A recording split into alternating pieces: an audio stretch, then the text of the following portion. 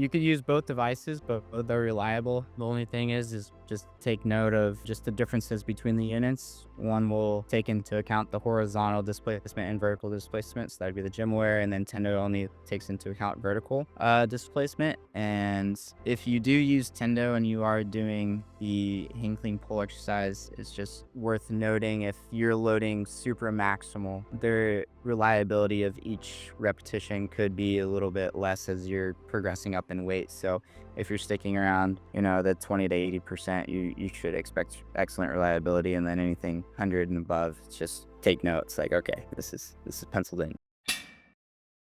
All right, Cameron, it's my pleasure to have you at Evidence Strong Show. If you could briefly introduce yourself, that would be awesome. Yep, thanks for having me. My name is Cameron Kissick. I'm the strength conditioning coach for the New York Mets, and this is my second year with the org. Last year, I was a sports scientist with the Mets as an associate, and then prior to that, I was kind of bouncing around between sports science and S&C work. So I was at the University of Oregon as a sports science and performance assistant, and then prior to that, I was mainly on the strength conditioning route, a couple universities in a private sector area in Virginia, and then I received my master's at Carroll University. I was working with Tim Suchomel, who is the goat over here with all the Olympic pulling derivatives. And so I got involved with some research with him. And sporting background, I used to be a track athlete and then dabbled into skeleton for a little bit. And so now I'm in baseball. All right, so this is your background, very impressive. You are a practitioner, you work with high-level athletes, and you use Olympic weightlifting, and that's what the study was about. So if we could start with the basic premise of the study, so the why or the aim of the study. Yeah. So when you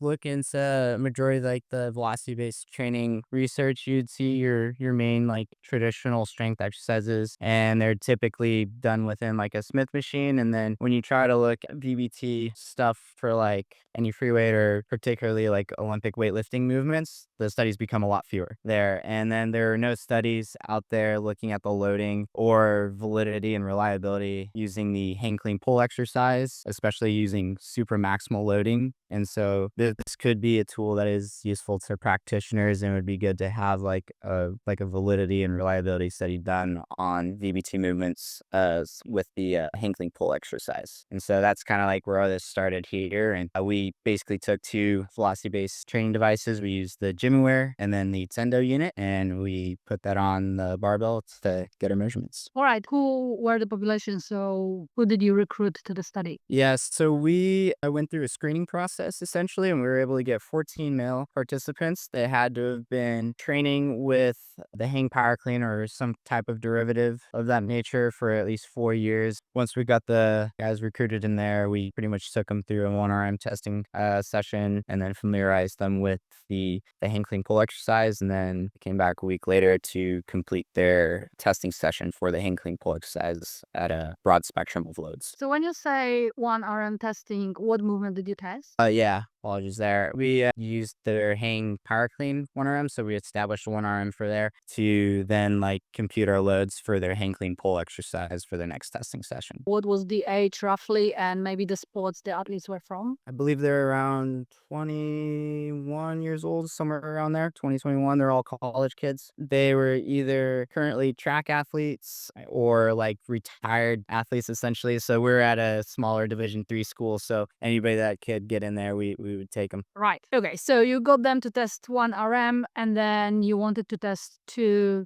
VBT measurement units. Yep. Once they got their 1RM established, we waited 1 week for them to come back in. So fully rested in there. For the hang clean pull session, we used quite a large loading range. So we went from 20% of their hang power clean, 40, 60, 80, 100, 120, and 140%. And then we would essentially have them stationed to where we had the two devices. They're on the right side of the barbell on the sleeve, as close as we could get them to the weights, and we had the tethers right next to each other, so they're parallel. And so when we had the athletes perform the movement, we're as vertical as we could get with the units, and so there wouldn't be any displacement because the devices measure a little bit differently. So GymAware can take account into the horizontal displacement, whereas Tendo can only read vertical displacement velocities. And so we try to get it as vertical as possible for that reason. And then when they perform the movement, we'd have them start in essentially their power position or mid thigh, hinge all the way down to where the bar gets right below or right on top of the patella. And then they would perform the transition, pulling it back to the mid thigh and then rapidly extending their hips, knees, and ankles to pull the bar up as fast as they could. And then they would rest. So within each load, they performed 3 repetitions there. You would perform 1 rep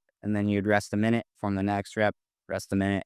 And then between each load, they got 2 minutes of rest. So they're fully recovered for their next testing session right there. And then, yeah, that was pretty much the gist of it. Okay, so you had 2 units attached to the barbell at the same time, measuring the same repetitions. Yep, same repetitions. And then we were looking at mean and peak barbell velocities for each repetition they performed at each load. What have you found? Yeah, so with this whole study, we found that GymAware had excellent reliability across both mean barbell velocity and peak barbell velocity for all the loads. And then Tendo had excellent reliability for mean and peak, well, mean across all the loads. And then peak, we had excellent reliability for 20 to 80% of the 1RM. And then as we got heavier, it turned from good to moderate. So at 100 to 120% 1RM, it was good reliability. And then at 140%, it was moderate reliability there. And so the reason why this could be a factor is because there is some horizontal displacement. The loads get heavier. So when you're hitting that 140%,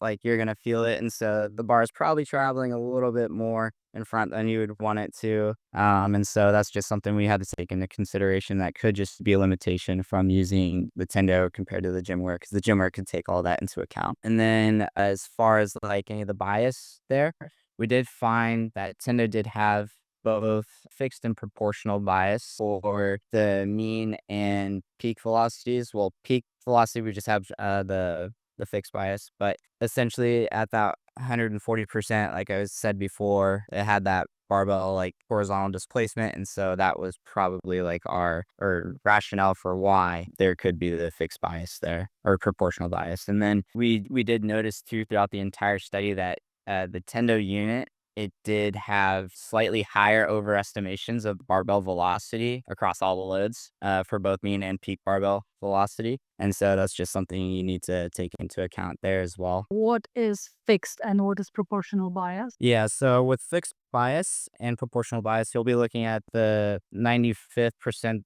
confidence intervals. And so for a fixed bias, you're looking at the instance where the value does not cross or include does not include 0. And for a proportional bias, you would look to see if the 95th confidence interval did not include 1. And so that's kind of like how we distribute those. All right. I just wanted to ask, so you found that the reliability was excellent for GymAware all the way from 20 to 140, for Tendo you need up to 80, excellent, and then moderate. And you think it's because horizontal displacement was not measured, well, the unit is not able to measure, so it can't adjust for that. Oh, yeah, that's How important is it? So in practical use, if coaches have access to these units, does it make it not good to use anymore? so we found there wasn't really any meaningful practical difference between both the devices, even though there are some of the biases like present at the very heavy load for the Tendo unit. It wasn't meaningful enough to really impact the differences between the two devices. The only thing that you need to know if you are using Tendo is just going to give you a little bit higher readings for your velocities and mean and peak, and it does not take account into the horizontal displacement. But if you're using the GymAware, it will account for all of that, and it will still give you pretty accurate readings, because it's been like used in other studies and validated as like a pretty good criterion measurement to use. Okay, so would you use both units with your athletes? Yes. I just wouldn't compare one another. If one athlete is using Tendo, keeping with them, I wouldn't compare the velocity without to the GymAware, even though they are very similar. It's just one's going to give you slightly higher readings, and then to account for that over time, if you've always use Tendo. It won't really make too much of a difference, even if it is reading a little bit higher, because they've always been using Tendo. Okay, because in sport you want to know whether the athlete is improving, right? That's training is one thing.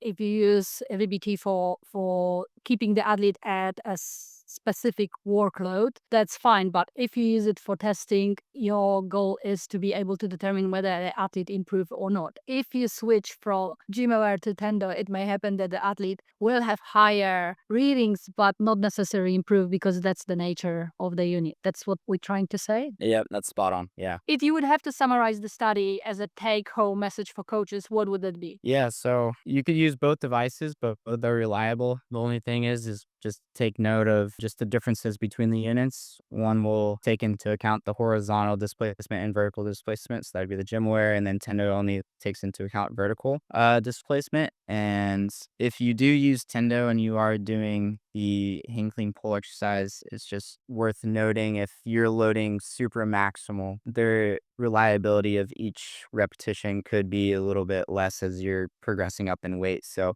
if you're sticking around, the 20 to 80%, you should expect excellent reliability. And then anything 100 and above, just take notes like, okay, this is penciled in. Awesome. Thank you. When you're using the GymAware, it has an ability to essentially detect the change of the length with the tether pretty quick compared to the Tendo, where the factory settings set at a 35 centimeter displacement change, and so then it would start to record. And so if you are using Tendo, you probably want to try to look into your factory settings, and if you can change it to shorten it if needed. But if not, you just got to keep that in mind. If you're not going to have like a great bar displacement, it won't pick up the repetition. Okay, so that lift may be not a good movement to measure with Tendo. Essentially, yeah, like for example, like maybe like if you're doing just like a mid thigh pull or right there, maybe that's not gonna hit the threshold. But if you can do the counter movement, getting the bar down to your knee and then up, that would pick it up. All right.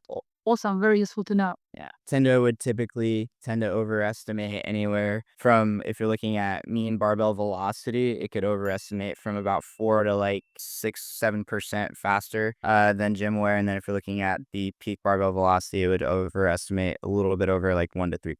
So it's like small differences, but it would still read a little faster. These are all my questions. I have 2 short questions to finish. The first one would be, what is your favorite lift? It could be the lift is favorite for you, or the favorite one to use with your athlete. I would say my favorite lift is the good old fashioned clean. I love it. Why is that? You have all the opportunities to do all the derivatives with it essentially. But it just feels fantastic being able to just essentially catch a heavy bar and stand up with it. I don't know. That's always been the movement I've enjoyed back when I was an athlete. Awesome. And the last question, where people can find you online if they want to follow your work or ask a question. Yeah, I'm on Instagram, and so my handle would be Cam Kissick. I am on Twitter, but not on Twitter all that much. I believe it's Kissick Cam, and then I also have a ResearchGate, which I need to update a little bit. But if you wanted to follow me on there, feel free. And then I'm also on LinkedIn at Cameron Kissick. Just find me up right in there. Awesome. Thank you so much, Cameron. It was a pleasure. Yep. Thank you so much, Alex.